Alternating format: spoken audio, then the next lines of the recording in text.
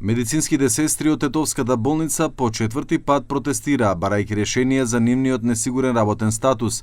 Иако најавија прекин на протестот поради недостаток на поддршка, тие нагласија дека нема да се откажат од своите барања. Për herë të parë, morëm guxim dhe iniciativë që zëri ynë të ndëgjohet përmes jush, mediave.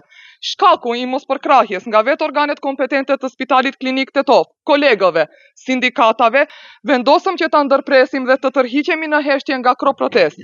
Mirë po, kjo heshtje nuk do të thotë që ne dorëzohemi dhe nuk vazhdojmë të kërkojmë të drejtën tonë për punësim.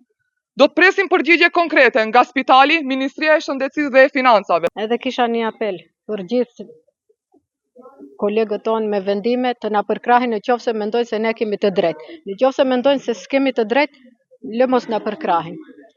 Edhe për motrën kryesore, do me thonë faleminderit për fjalët e saja. E kemi formu, edhe e kemi arkivu çfarë kërkonte motra kryesore, kreti kemi rregullu, që tash mendojmë që kemi edhe të drejtorë. Директорот на болницата Агим Бериша одби да ги прими медицинските сестри.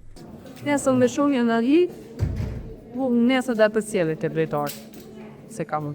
Drejtori nuk. Jo. A nuk është atë është zonës? I zonë. Nes për cilat na hifnem desh.